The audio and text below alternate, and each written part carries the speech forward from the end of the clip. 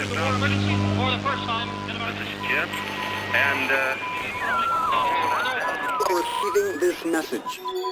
We are Ken Jennings and John Roderick. We speak to you from our present, which we can only assume is your distant past, the turbulent time that was the early 21st century. Fearing the great cataclysm that will surely befall our civilization, we began this monumental reference of strange and obscure human knowledge. These recordings represent our attempt to compile and preserve wonders and esoterica that would otherwise be lost. So whether you're listening from an advanced civilization or have just reinvented the technology to decrypt our transmissions, this is our legacy to you. This is our time capsule. This is the Omnibus.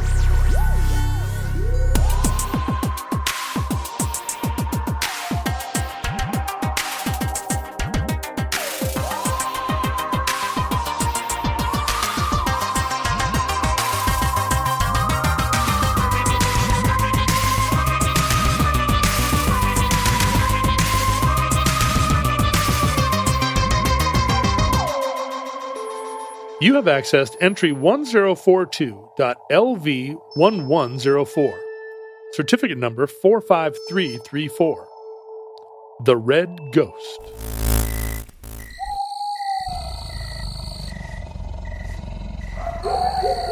You know, this is This is a Game of Thrones episode. I think the Red Ghost is a Fantastic Four villain. A Soviet guy who lives on the moon with a bunch of super apes. And then the Silver Surfer comes and... Good life if you can get it right. Yeah, until the Silver Surfer whacks you around. Until it's clobbering time. No, this is a Red Ghost from the days of the Frontier. Oh. And I think we can be open about the fact that the American West is probably overrepresented on Omnibus. Oh, well, sure. And this is a particular... You and I are products of it. Yeah, exactly. I mean, I know you don't want to concede it, but you have to. And this is a corner of American history that I think is not super obscure, but I had never heard of the Red Ghost until recently. Every history story is better with a cryptid. I feel like I might have had a couple of cap guns, ivory-handled cap guns that were called the Red Ghost. He does seem like an outlaw, like a guy robbing stagecoaches with a red bandana over half his face. But that's not it. This is an even stranger figure of the frontier. This is a place where the American West and cryptozoology overlap, because the Red Ghost is a mysterious wanderer of the night, bedeviling and in some cases killing residents of southeastern Arizona. Like a Flying Dutchman of the prairie? Sort of, yeah. Yeah, actually quite a bit. He is a spectral figure. The account of the Red Ghost that I'm relying on here is an article that a Western author named Robert Froman wrote for American Heritage Magazine in 1961. So somewhere, this is probably moldering in your a relative's desk drawer with a picture of Angie Dickinson on the cover. Uh-huh. In the spring of 1883, okay, southern Arizona is then at the height of just decades-long Apache wars. 1961, when the article was published, would have been within living memory. That's true, and that's actually going to come into our account. Froman did actually speak to, I don't know who this guy is, but you look at his other books and they do seem to be about Western lore, Western stories, islands of the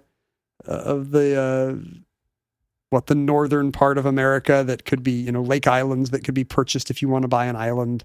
Weird mid-century nonfiction that is sitting in a library sale somewhere right now. Is he related to Abe Froman, the Sausage King of Chicago? He's probably maybe the Sausage Prince, the Sausage Duke. Ah, the Sausage Prince. So in the 1880s, Arizona is in its, third decade of being mean to the Apaches, and the Apaches are not taking it. Geronimo is going to stick it to the U.S. government and the cavalry for as long as he possibly can. I can't wait to hear how this story turns out. It does not end well for Geronimo, I'm afraid. But he puts up a good fight. He wages really total war on the attempts of white folks to settle the American Southwest. And that includes a lot of stuff that we would consider pretty brutal today. We have no tradition of, taking infants from their parents and immediately executing them. But, the Apaches had been driven to such behavior. Well, I mean, witches did. Like Satanic Panic era stuff? Like 80s daycare centers? No, I'm talking about, old witches, like burn at the stake type Salem, witches. Massachusetts. Yeah. They probably, I don't know. Probably weren't actually doing that. I'm led to believe the feminist take on witches is they were probably just, nice midwives or doulas healing somebody's warts, and then some governor got his panties in a twist. Yeah, but what about real witches? You just pour water on them, right? Oh. You don't have to arrange some crazy kind of show trial with Paul Schofield or something. Just toss some water on them.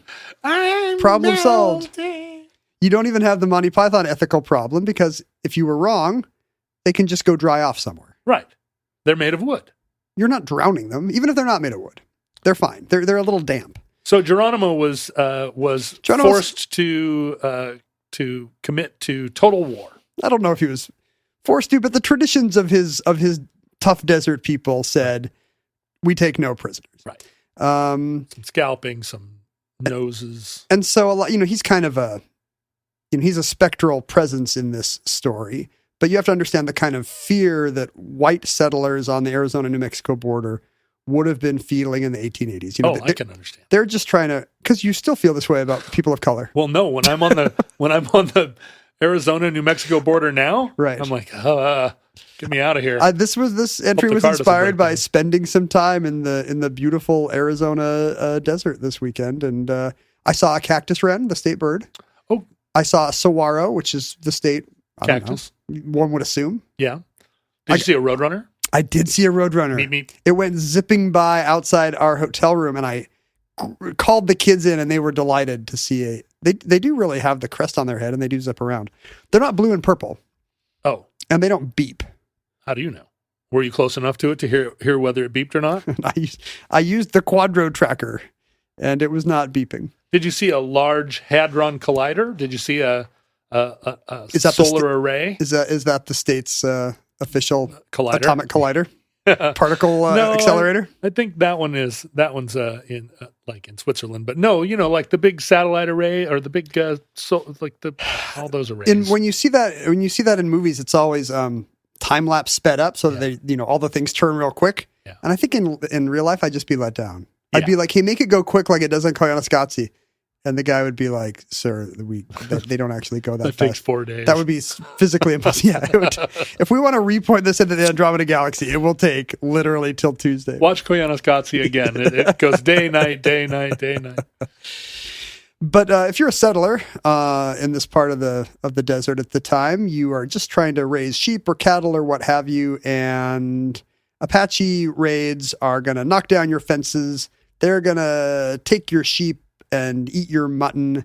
As a result, on one particular sheep ranch in 1883, two women are in their adobe house while their husbands, brothers, whatever, while the men are out ranching. And in particular, I think the men are out I think they're trying to recover some sheep that have been let out by the latest Apache fence-breaking raid. They're sheep punching. And the women are now home alone in Apache country, but they're accustomed to this. They live with this kind of danger.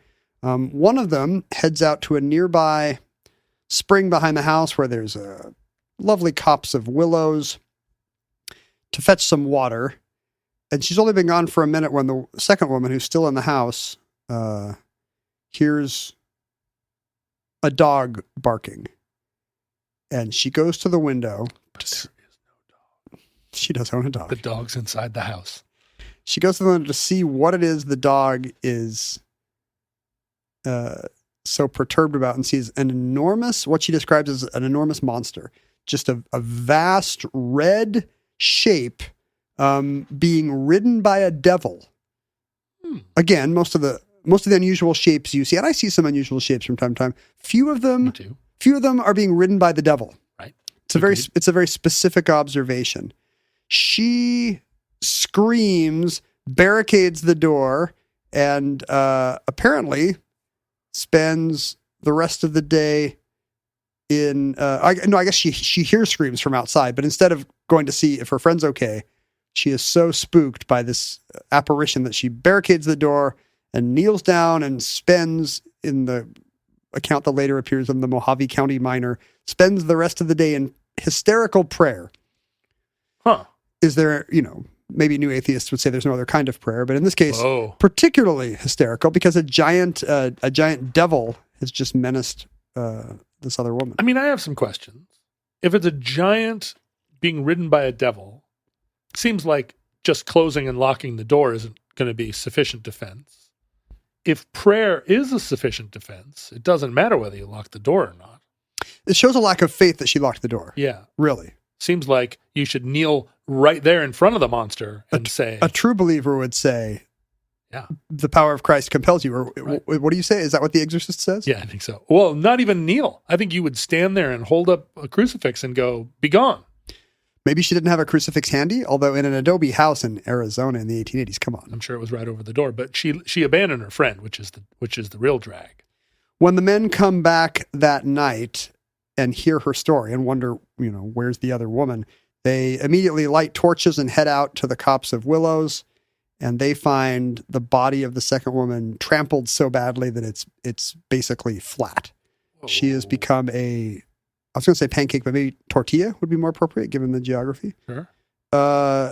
And, they're skeptical about the story told by the woman at the window, but they do find long red hairs in the willow trees, and they see the prints of cloven devil's hooves, bigger than any horse. So, well, I'm convinced. This is the Arizona Devil. This is the Red Ghost exists. And he's American. Wait, are the Arizona Devils named after this Red Ghost? Are there Arizona Devils? There's the Sun Devils. I think the Sun Devil must be something else. That's an atmospheric disturbance. Is that like a wind or something? Sun Devil is some kind of a mirage? A mirage, isn't it? I don't know. I can find ASU fans saying that it's like a dust devil, that it's like a desert whirlwind of some kind. But I can't actually find any corroboration for that. It might just be made up in the same way that a demon deacon is not a real kind of deacon, or a blue devil is not a real kind of devil. For a long time, I felt that Arizona State wasn't a real college. So maybe it all goes hand in hand. You're thinking I'm going to get so many angry letters. Isn't it just like the University of Phoenix? It's one of those fake back of the phone book. Oh no, you're going to get the angry letters. I took it. I took me out of it. I took the hit for you.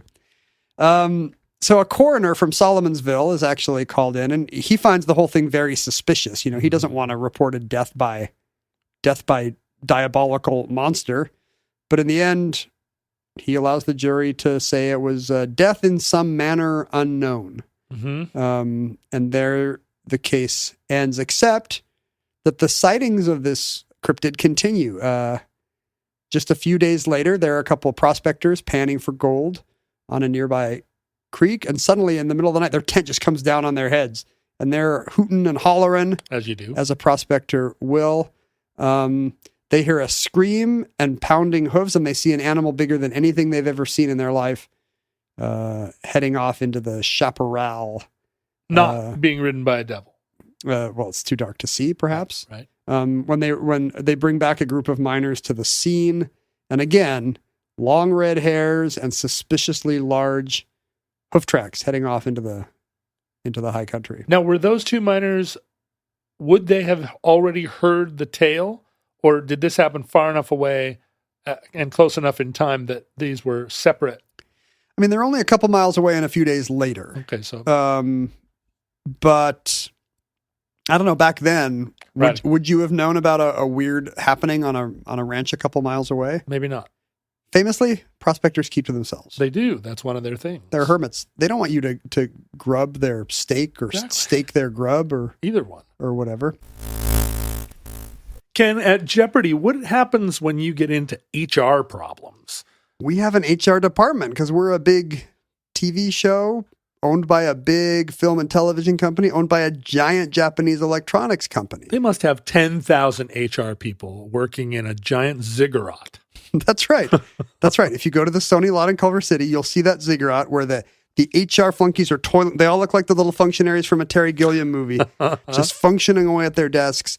And that's hard to duplicate for people who want to run a business but don't have their own ziggurat. What should they do, John, in that case? Well, that's the thing. If I started a business, I would A, not have a ziggurat, and B, almost certainly have HR problems almost immediately. Like, can you imagine me running a business where HR wasn't a pretty major issue? Well, I mean, just the little things like an employee not showing up on time. But what if I didn't show up on time or even at all? Yeah, HR should be talking to you. But if you have a business but you don't want to figure out running your own HR department and ziggurat maintenance, let us recommend Bambee, Bambee. With Bambee, you get access to your own dedicated HR manager starting at just $99 a month. They're always available to you by phone, email, real-time chat. So no matter what your business is, no matter what you have to do that day, onboarding, terminations, performance reviews, compliance with HR regulations, all that gets taken care of.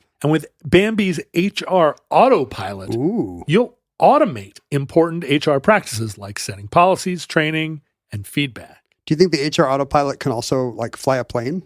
I think it can land a plane in an emergency, but you wouldn't want to rely on it. If it's an HR emergency, like a harassment accusation in the cockpit, that's when the HR Autopilot takes over. Even if you aren't paying for like the HVAC costs of running a ziggurat in Southern California, HR managers can easily cost $80,000 a year. And that's not even in Seattle, San Francisco, New York, Chicago, LA. Right. That's a Spokane number. Yeah. Is Bambee less than that? Let's say, is it like $70,000 a year? Bambee starts at $99 a month. Wow. And for that, you get a dedicated HR manager, a US-based person to take over all your HR needs? Yeah. Let's round up and say what, $1,500 a year? Yes. That seems like it's like it's 1/60th what you'd pay an HR manager. Yeah. So schedule your free conversation today to see how much Bambee can take off your plate. Visit Bambee.com/omnibus right now. That's spelled BAMBEE.com/omnibus. Bambee.com/omnibus. At this point, with these two incidents known to the mining community and to the ranching community, this is when stories start to circulate and people around campfires and bunkhouses alike start talking about what could be in those hills. Mr. Clickety-Clack. Yeah, they call him Mr. Clickety-Clack. That just sounds like an evil imaginary friend from a Stephen King novel. Did you ever get menaced by Mr. Clickety-Clack? I've been menaced by Mr. Clickety-Clack, and now I've passed it on to my own child. They, in the stories of course get better and better. Now this thing can appear and disappear at will. If you try to confront it, it'll turn into a grizzly bear and amble into the night with cloven hooves. Yeah, heaves. I don't know how that. I don't know if the hooves stay the same when it's a grizzly bear. Is it still bipedal and stealing picnic baskets? I don't know. There are enough futurelings out there that like to do drawings of things that we talk about. I do not want to see a grizzly bear with cloven hooves. Please move on to the next. Because you think it's a waste of time, or because you're deeply afraid? Deeply. I don't even want to think about it. Only two things scare you: the state of West Virginia and a grizzly bear that can't pick anything up because now he's got hooves. Does he have horseshoes? No, they're not. They're not a horse hoof. They're a devil hoof. A devil hoof. What's the difference? Well, a goat hoof. Yeah, it's maybe taller. Like the goats are kind of. Well, they're cloven. It's right there in the name. The cleave is what. No, a horse doesn't have a cloven hoof. A cloven hoof is That's when you have like two toes, so the hoof's effectively split. It's split in the middle. Yeah. So like a sheep, pig or a goat or a Satan. Or a Satan. Right. They have cloven hoofs. You can. That's why if you're Jewish, you can't eat Satan because you cannot eat Satan. It's not kosher. That's right there in the Torah. But you can eat horses all day. And it's at this point that the local folklore lands upon on the strength of the red hair that has been found and the few eyewitness accounts. This is when this desert creature begins to be known as the red ghost, Or, according to this American Heritage article, Fantasia Colorado, which appears to be wrong on a couple levels. I mean, the word for ghost is not fantasia, it's phantasma. Okay. And certainly would be Colorada, not Colorado. I don't know.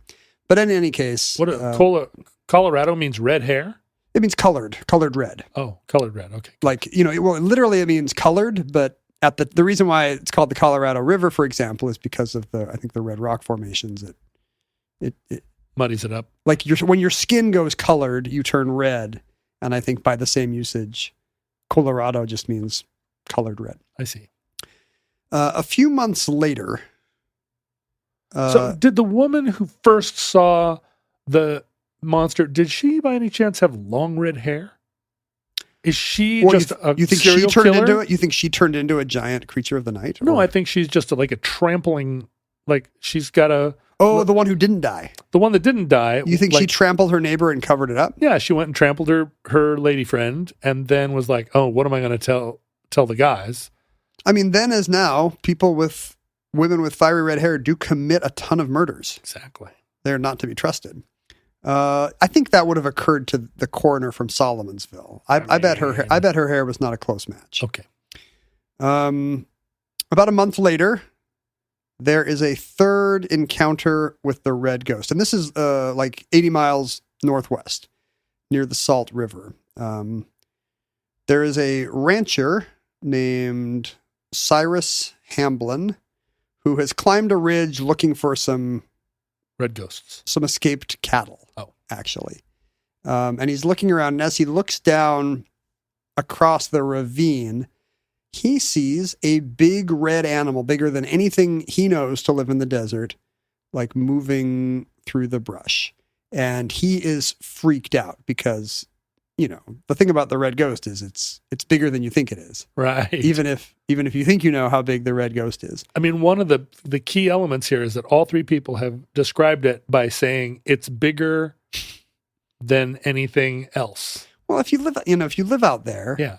In addition to the horses and mules you've brought with you, there's just nothing that big out on that. You know what's there. You're not going to see anything bigger than a rattlesnake or a Gila monster or a roadrunner. Is there any big red-haired mammal in the Americas that could have just gotten lost? Jill St. John. It could be Jill St. John. She's not born yet. What about the Wyoming red-haired elephant? Sadly, it's been extinct since the Pleistocene. Oh, damn it. I mean, I think if you know anything about the West, you know where this is going because this is not a particularly obscure level of history. And Cyrus Hamblin is well schooled enough to, after he gets over his initial, what the hell is that? He thinks to himself, oh, I know exactly what that is. This is a Tasmanian devil. Dromedary camel. Whoa. He has seen a one-humped camel moving across the bluff. Cyrus is educated enough to be able to tell a camel from a monster with a devil on its back. Well, even back then, if you've got a book of Bible stories, you've probably seen illustrated book of Bible stories. That's true. Well, I don't believe the Bible is a book of Bible stories, although you're right. In retrospect, it's probably, I see. It's the main book of Bible stories. I meant like a children's. Have you seen this children's book of Bible stories? It's called the Bible. Hey kids, maybe read the real thing for a change. And because this guy's a respected rancher, so he's believed, unlike the miners and even worse hysterical women who had reported the first encounters. But from his point of view atop this mesa, he can also see that it's not just a camel, but the ridden by the devil part of the story appears to pay off. There is a rider on its back, and even from this distance, he can tell that rider is flopping around like something that is not alive. Oh, no. So he tells his story and he's believed, but nobody can believe that he's actually seen a camel with a dead mounted rider by a corpse. Even the sober-minded people of Salt Creek who say, well, if Cyrus says he sees a camel, there must be a camel. You must have just seen the hump. And he's like, no, I know I know the size of a dromedary hump. There shouldn't be an additional guy flopping around up there. Well, now that sounds like something you would say. Is that something Cyrus said? I know the size of a dromedary hump. Yeah, he insists Okay. that he has seen well enough to know that it's not. He knows there's a humpback there, and there's also something else on the hump. Something on the I'm hump. inventing dialogue. Do you not like Cyrus speaking in my voice? Well, no, it's all right. It's all right. It took me a minute to get used to. Maybe I need to get into character. Hold on. Yeah. Well, I saw him from a fair piece away, That's good. and what I reckon Believe it now. is there was a man on that hump. So, and just a few weeks later, the Red Ghost turns up in a river valley about 60 miles west, and this time there are more witnesses. 5 prospectors see it on a mesa, just chomping away on the desert foliage, and they think, hey, whatever that is, let's get close enough to shoot it. Sure. Because this is There's 5 of them together. this is a deep instinctive drive in the species.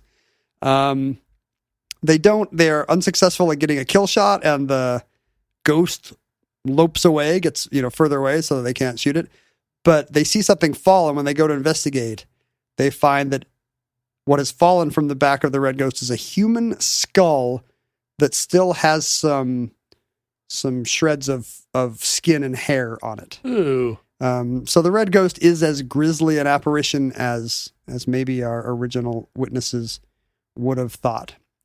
Now, this creates a legend of a cryptid in the region that lasts for the next decade. I don't know if parents are scaring their children by saying, the Red Ghost, the haunted camel of the Arizona desert, will come and get you. But people know about this strange Flying Dutchman of a creature, because like the Flying Dutchman, it has its own ghostly crew. Right. A now skullless, apparently, body dangling from its hump. And as you may have guessed, camels are not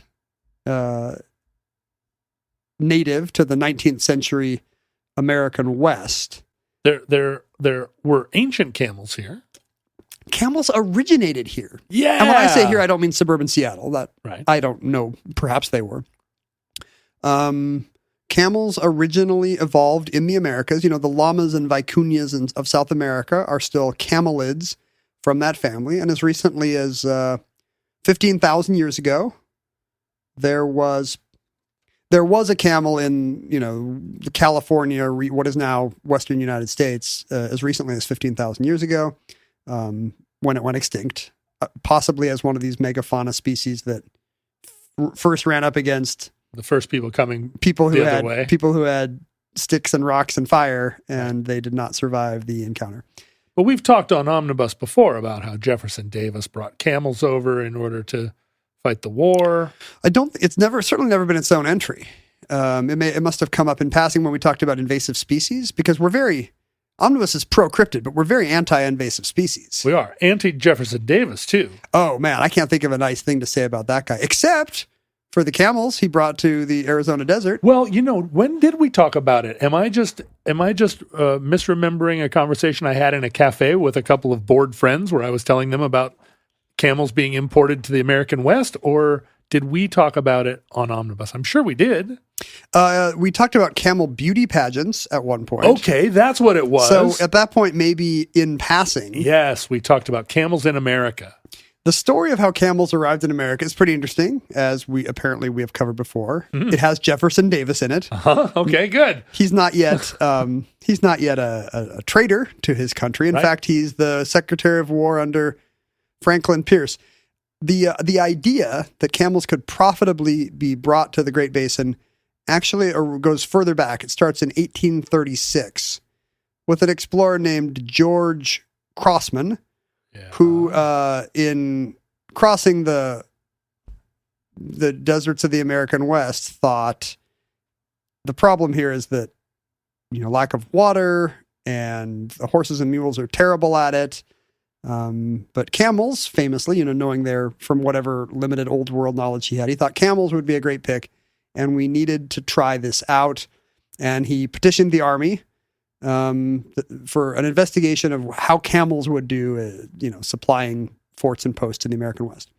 The fact that this all sounds very familiar means that we've talked about it, or that this was some kind of pillow talk between me and a sexy lady at some point in my life, and it really burned into my memory. In your experience, does this often work as pillow talk to mention? Oh no, I'm suggesting the Camel Corps of the 1830s. That she was saying it to me. Oh, I see. She was like, "Have I ever told you about And that really would camels. work. I'd be like, I tough luck. was super skeptical when it was the other way, but now that she's the one being like, "Do you know about the camel?" Oh no, Corps of the stuff that 1850s?" I say, I don't remember. I barely remember it now, but As you might expect of the U.S. Army then and now, they did not immediately put the wheels in motion. They studied this idea for about 19 years. It went up and down through channels. Mhm. And it wasn't until Jefferson Davis finally in 1855 persuaded Congress to allocate money for it that something was done. Davis persuaded Congress that $30,000 should profitably be spent on A, finding some camels, Yep. B, first you got to find them, bringing them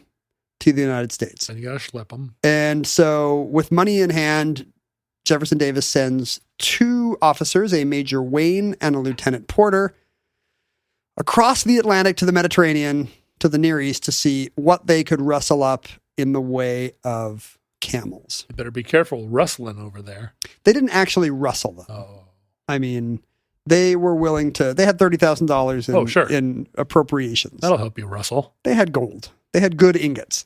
They had to Smyrna, the markets of Smyrna in Greece, and Alexandria in Egypt. They didn't quite get to native camel country, but these are maybe the points closest to Rome and therefore civilization, the nearest trattoria where they thought they could pick up a camel. And they end up buying 33 camels Yeah, for... that's how old Jesus was when he died. And that's why. That's why they chose that number. They spent about $250 each. Major Wayne had a good deal of experience as a horse trader, and he read up on camels. He, this is a overachiever. Uh-huh. This is a real, what's it called?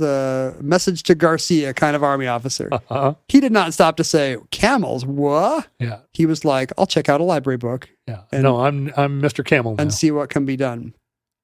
They bought 33 camels. They arrived home with 34 through a camel miracle. Ooh, sexy times. Only 1 camel died en route, and 2 new camels were born in Noah's Ark fashion. A funny kind of peek into to what degree biblical knowledge would have played in this endeavor is the fact that everybody connected with the camels and the newborn camel corps referred to the young as colts. Uh-huh. Even though in standard English we would say calves.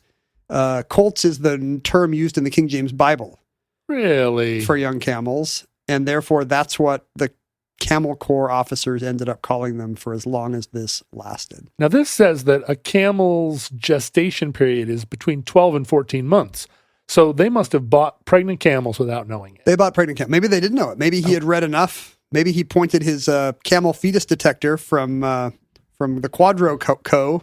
And he was like, I'll take that one and that. Maybe he just liked chonk camels. Never go up to a camel and say like, "Oh, look at that bump. When's it due?" It's a real faux pas. That You might can never just, know. That might just be its hump. That's a very embarrassing moment if you screw that up. Their choice of they appeared to have done a great job with their horse trading. They bought good camels that survived a very long ocean voyage back to Indianola, Texas, the Gulf port where they ended up landing. They did a much worse job with the manpower they brought back with them. Oh, they brought some camel. They brought back 6 Folks. Arabs to drive the camels and 1 Turkish man to be a veterinarian. And I think this may have been your classic 19th century Orientalist view of Every Turkish guy knows how to veterinary I'll a just camel. get these brown people and they'll know what to do with camels. Of course they will. I mean, Turks are famously good veterinarians, but they don't know much about camels. John, even that kind of model minority stereotype can be harmful. Oh, I see what you're Please saying. don't perpetuate this idea that all Turks are good veterinarians. Okay. Point taken. I think do better. Do better. Yeah, I'm trying. It's a lot of work. I think they discovered very quickly that you can't just pick a random Turkish guy who says, and some of this may just be the eagerness of people in a Mediterranean bazaar to be like, oh yeah, I'll do that for you. Show me your briefcase of ingots again. Oh yeah, we can help with this. Well, it might have been a Slovenian guy who was like, I can put on a fez, and he drew a little mustache. They find out that the veterinarian is not all he appears to be when no matter what ailment on the boat or back on land he's presented with, he decides to wave a dried chameleon under the nose of the sick animal. Right. Which, A dried chameleon. A karma chameleon. Yeah, it would be a karma chameleon, in fact. Chameleons have good karma. So did they throw him off the boat or did they make it all the way to Texas? I think they get to Texas with their full unqualified staff in tow. And the camels wind up at Camp Verde, Texas, near San Antonio. And at this point, they find both some of the problems and the possibilities of their new 33 Camel Corps. For one thing, the horses and mules are terrified. Oh, big red monsters. You can't just put a big red monster in your stable and expect the horses and mules. They have no instinctive awareness of what to do with a hooved animal like them that is also like 1.5 or to 2 times their size. And they don't have a great reputation for being like really friendly camels. They do not, and that's going to come up in our story again. It's one of the principal reasons why you, John, could not enlist today and join the Camel Corps. Because they're grouchy? The grouchiness is a huge part of you know what the Army does not like in its tools and underlings? Grouchiness. What? Really? The Army is anti-grouchy. It seems like there have always been grouchy people in the Army, and there always will. Well, once you get to a certain point of promotion, you can be grouchy with those below you. Oh, okay. Arlie Ermy can be grouchy to Vincent D'Onofrio. Yes. But Vincent D'Onofrio has no power to be grouchy to Arlie Ermy. Until he's born again hard, and then he can kill him in a shower. Or try. He can, but until that point, he's just going to do a lot of push-ups. If you're grouchy to Arlie Ermy, you're going to be doing some Arlie burpees. You know what's cute? Baby camel. Baby camels are super cute. This probably came up when we talked about camel beauty contests. I don't know. The attractiveness of the camel will not come up. Now that in this show, we're treating camels as a fearsome creature of the night. So they scared the horses and donkeys. Yes. However, they appeared to have... But the cats loved them. They appeared to have... Here's how Wade and Porter persuade the local horsemen and cattlemen and muleteers that there might be some potential to this camel. They've worked out this demonstration where they get their best behaved camel to kneel down on 2 legs, as a trained camel will do to let the rider on. They take 2 enormous bales of hay and they say, "Hey, we're going to put this on this camel."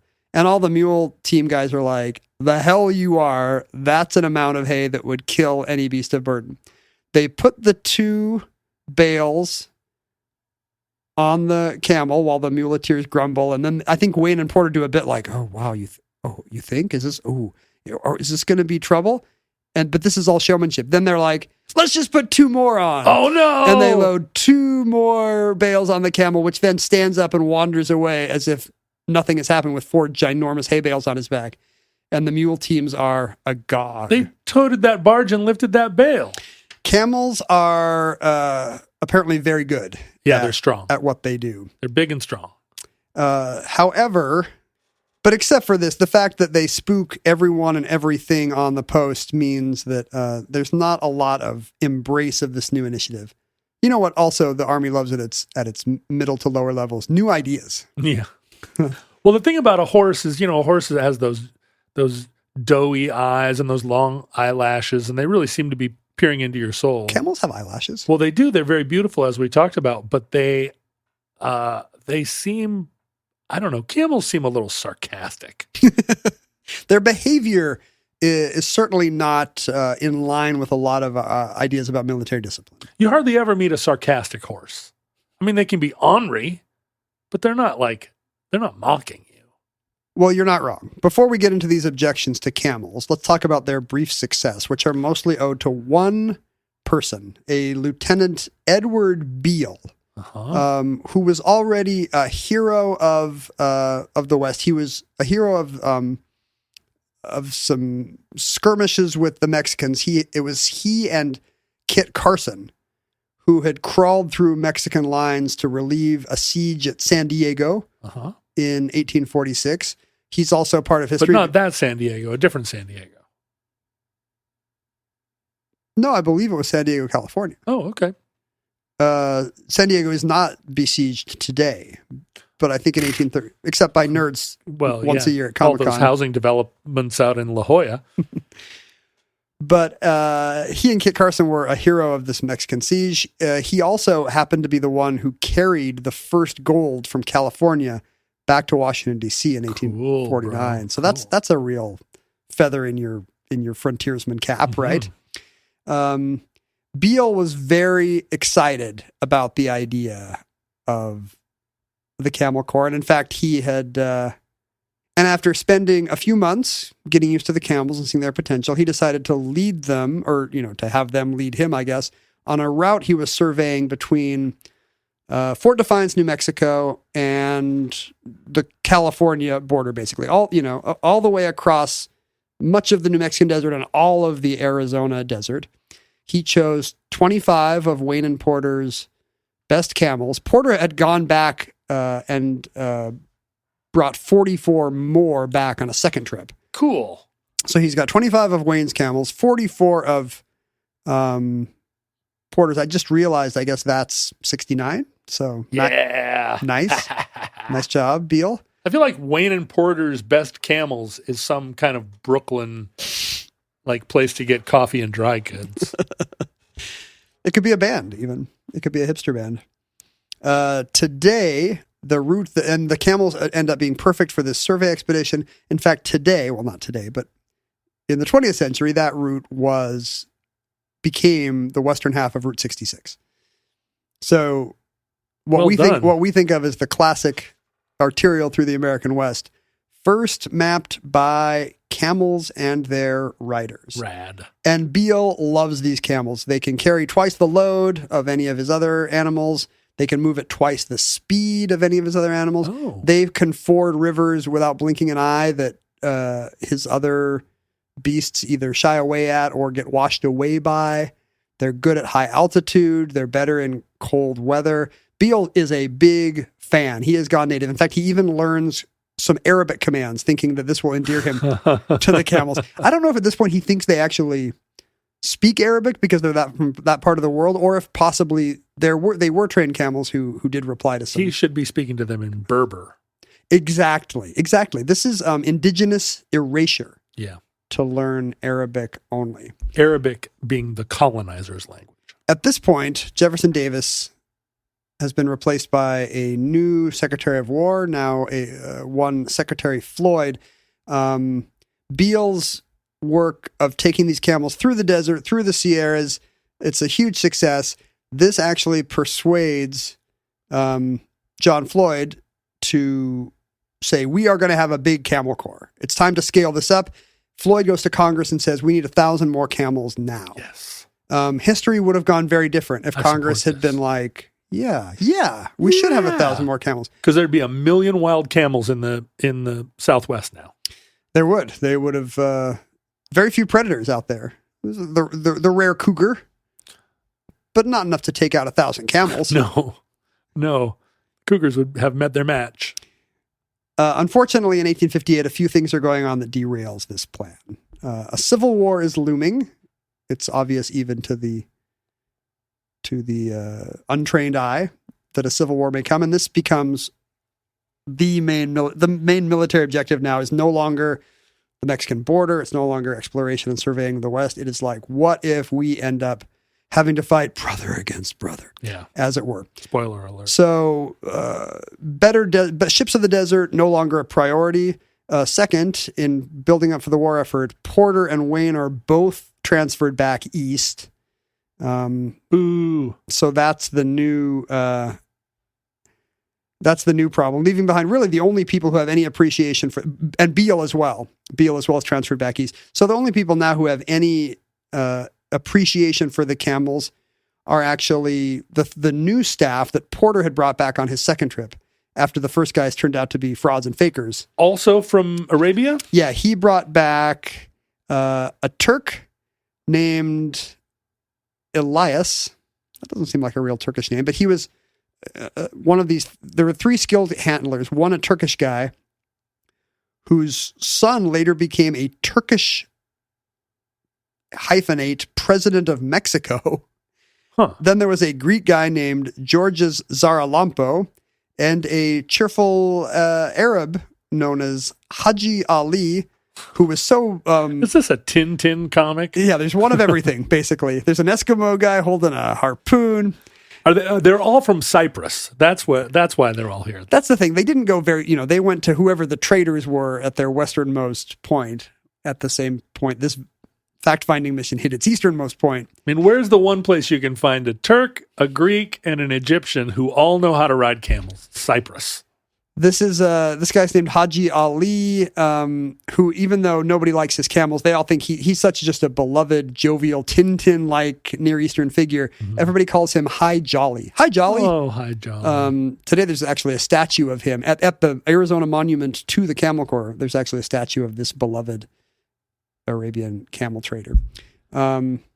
Unfortunately, this all runs afoul of...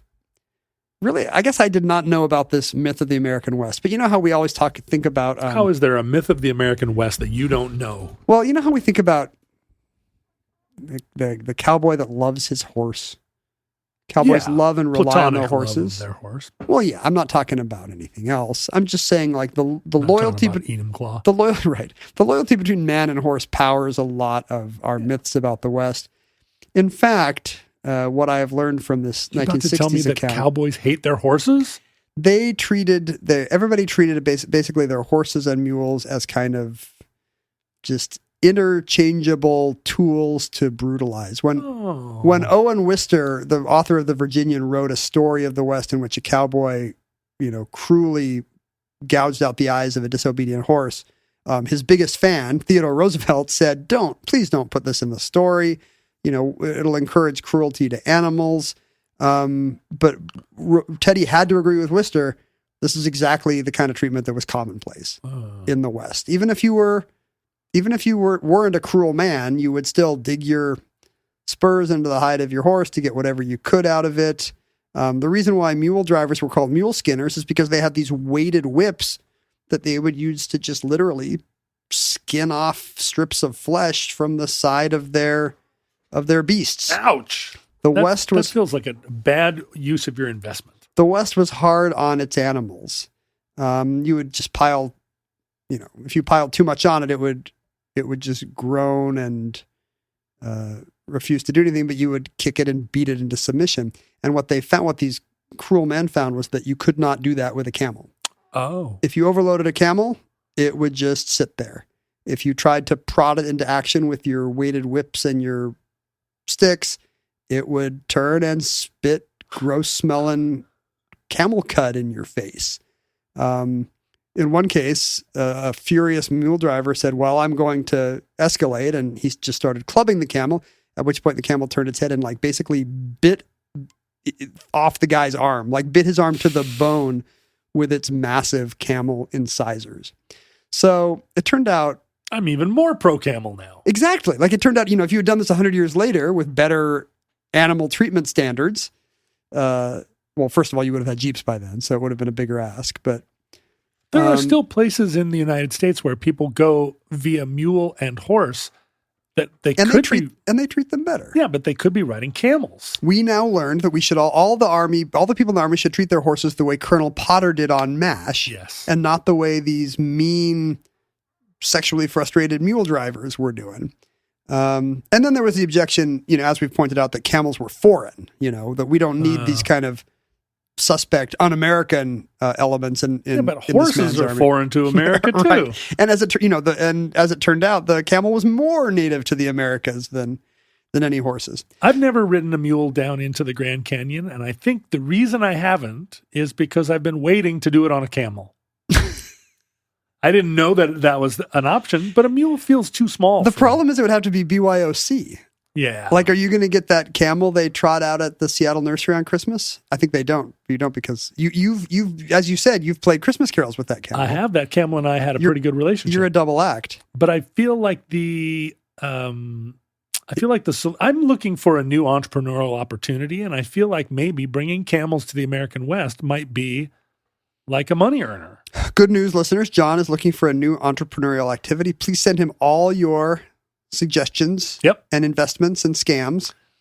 A guy from an amazing listener of Omnibus, a futurely, after our cryptocurrency episode, put $10 worth of Ethereum in my crypto wallet. The only person to have responded to my crypto entreaty gave me $10 worth of Ethereum. It's good. It means our listeners are less credulous than Quadro Tracker buyers. Well, no, it means there's only one futureling who has any real faith, Ethereum. And today, my $10 is worth $11. But there was a time not very long ago, Ethereum is plunging today. But there was a time it was worth like $1.60. But anyway, he said to me at the time, look, right now Twitter stock is like $20 a share, but Elon's going to be forced to buy it at the price that he said, which was $4.20 or whatever. And so he wanted to pay $69,420 per share. He said, all you need to do right now is buy a bunch of Twitter stock because it's guaranteed that it's going to sell it. And I believed him, but I was like, oh God, I got to go across the room and open my computer. So I didn't do it. Also, who cares? Also, I'm not sure that would have been a good long-term investment. No, but he was right in the short term, because he wrote me later and he was like, I hope you followed my advice. And he was sitting on a pile of money. As long as you didn't buy Tesla, I guess. Anyway, with all these institutional problems and all the pro-camel officers rotated out, the initiative went nowhere. The camels were released over a period of time. Just into the wild? Well, that's best case scenario. Some wound up in circuses and zoos. Others were just released into the wild. Others were used as target practice, either by soldiers or by whoever came across them.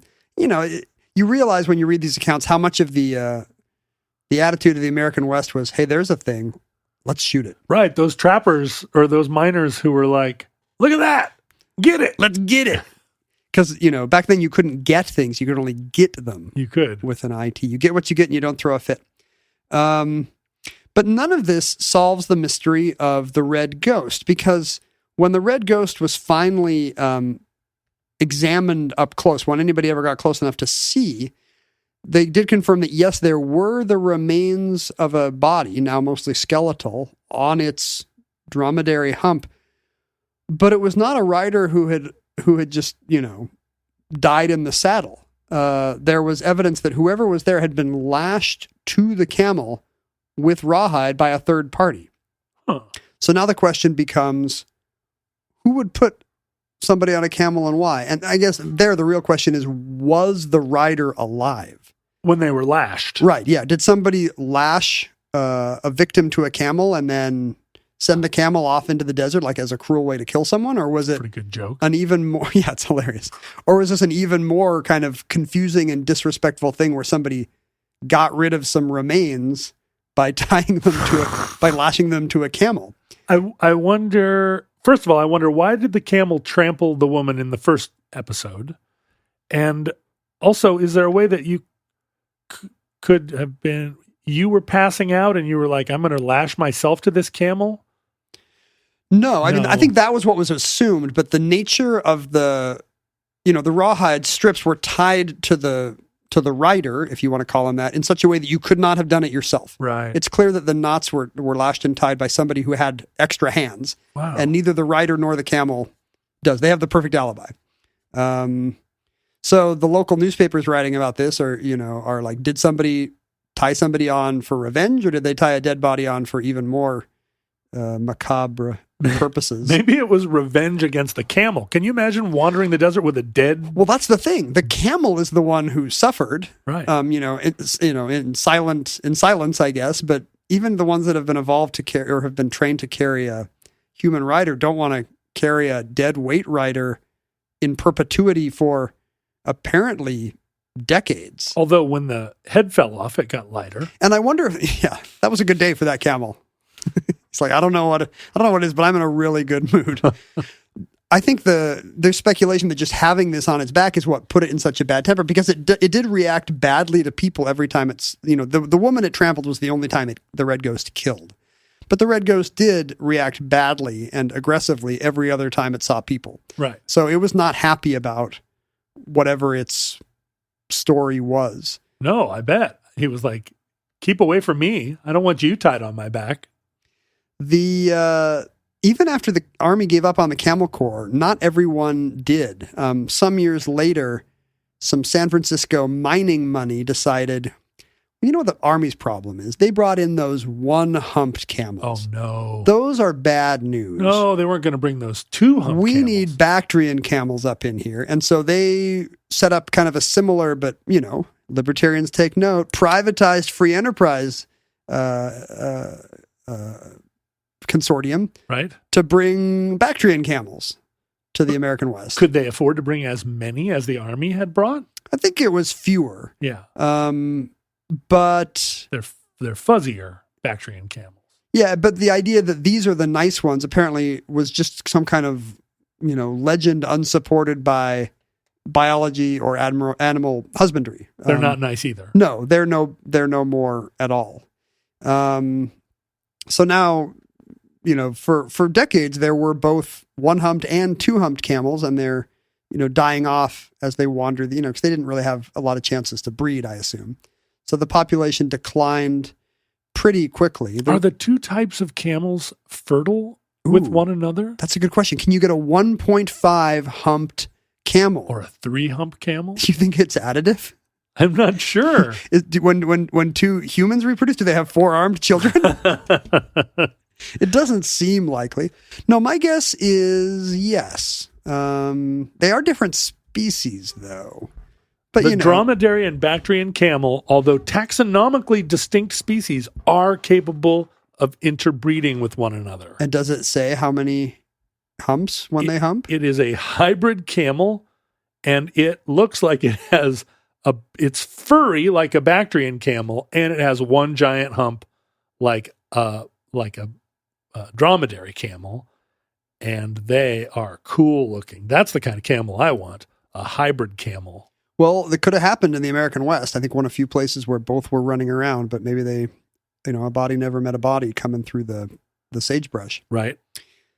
So all this red ghost stuff happens just decades after, you know, more than 20 years after the founding of the Camel Corps. Oh, wow. You can mate a camel with a llama.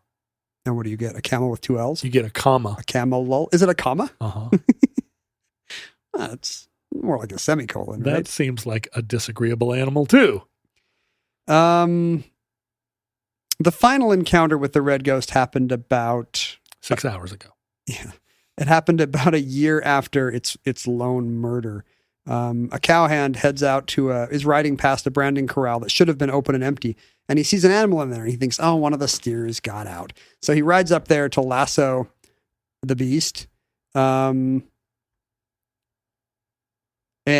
when the animal charges at him, he reflexively puts a lariat around his neck, and then he sees he does not have a steer. He has a big camel, and now he's got it by the neck. And what do you do? The horse does the well-trained thing where it kind of rears up and you know, pirouettes to avoid, so its hooves don't come down on the rope steer that's charging it. And a cow probably would have known to avoid the horse in that case, but not the camel. The camel just keeps on going, puts its head down and keeps on going, just crashes into the off-balance horse. And everybody goes down together in a heap, and the camel runs off into the night.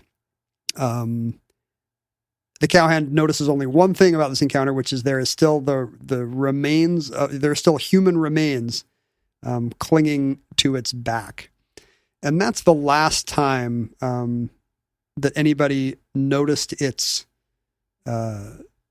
payload, as it were.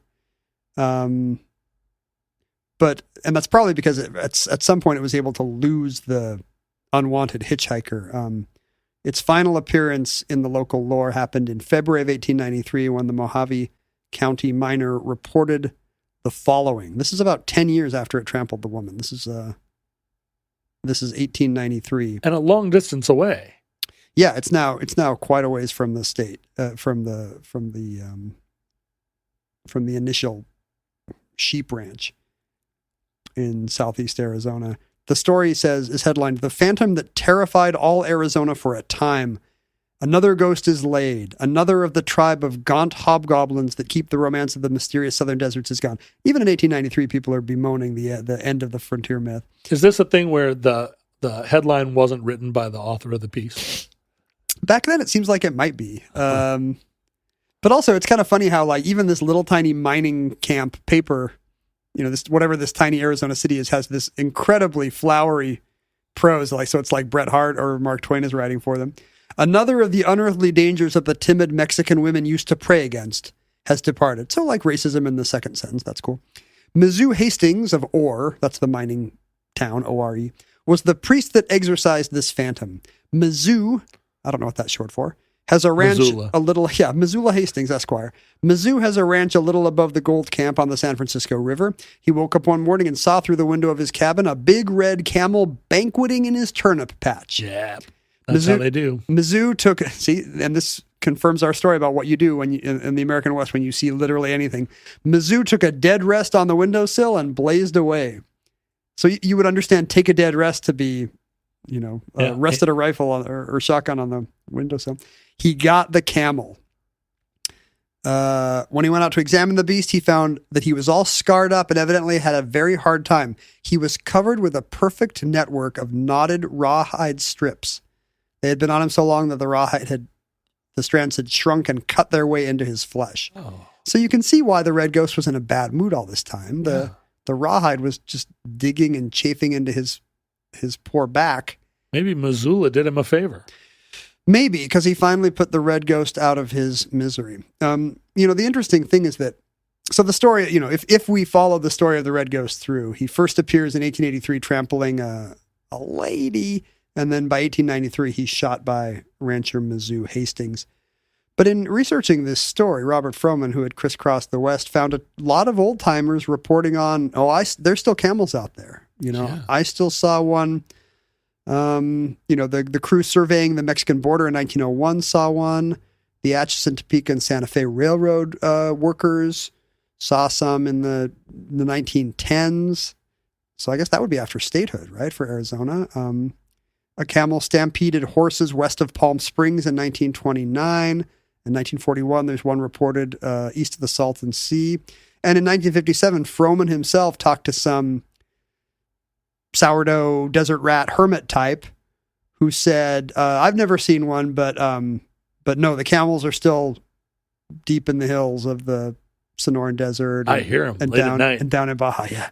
So the ghosts, well into the 50s and 60s were said to still be wandering those hills, and we may never know, even though we have a death certificate for the red ghost himself by virtue of the rawhide strips. We don't know how long the last descendant of the Camel Corps lasted in the wilds of the American West. We should go out and broadcast the call to prayer and see if they come. Allah! Wait, are you implying that camels are observant Muslims? Yeah. And that concludes The Red Ghost, entry 1042.LV1104. Certificate number 45334 in the omnibus. Futurelings, in the unlikely event the social media still exists in your era, Facebook, Twitter, and Instagram are archived at Omnibus Project. Our handles were at Ken Jennings and at John Roderick. Our email, which was a popular form of written electronic communication at the time, was theomnibusproject@gmail.com. You can hang out with other Omnibus fans by typing the word Futurelings into whatever social media platform you patronize. Futurelings will rise up like the cream above your corn. They're so great.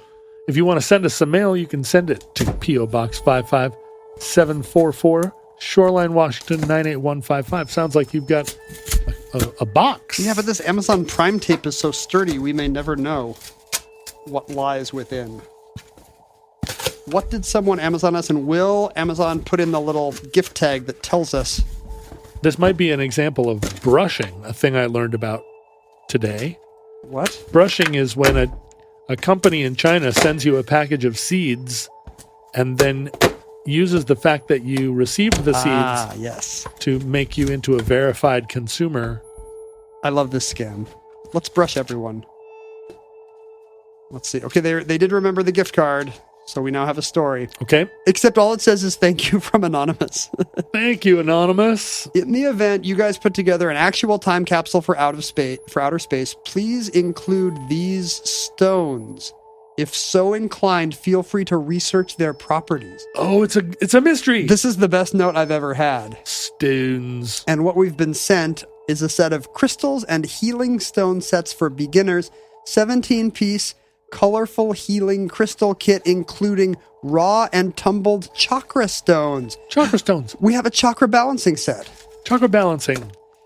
So I can't tell if this guy loves the healing property of crystals and wants to evangelize to us, or if what he says is he wants us to shoot them into space. Well, are there two Is it exactly the same, or is there only one set? One bag is raw, one bag is tumbled. Do you feel like your chakras are in need of raw or tumbled stones? Well, we should read the instructions before we It's true. know. You don't want to just mess around. Like, what if I put a Vishuddha chakra stone on my Anahata or my Manipura? You don't want to do that. Thank you so much, anonymous listener. I wish we could say your name, because now we don't know who to make fun of. Well, here, let me see those. Do you need to align your chakras So right now? badly. I don't know if these rocks are going to help, but I do need to align my chakras. You can just give them to your sister. Oh, what are these little things? You know, she's in Bali right now. Oh, then she doesn't need any alignment. She's surrounded by indigenous wisdom. Yeah, she's getting it. Oh, and there's lots of little bags. You know, I like a little bag. And other things besides. This was quite a gift. I feel like our kids are going to enjoy these, even if we never shoot them into space. And by them, I mean the kids. I'm definitely planning on shooting my kid into space. Wow, there's all kinds of little things here. What a nice gift. Thank you, Anonymous. And finally, if you do not have the ability, or even if you do have the ability to send us healing chakra stones and energy blocks to straighten out the harmony of our body's energy fields, please support the show at patreon.com/omnibus. Your generous contribution in the form of a cash pledge keeps us in business. You could send us healing crystals as well. Yes. But in absence of that, if you have not sent us healing crystals lately, you really should head to Patreon. In absence of or addition to. Hie thee to Patreon. Listeners, from our vantage point in your distant past, we have no idea how long our civilization survived. We hope and pray that the catastrophe that rattles our chakras may never come.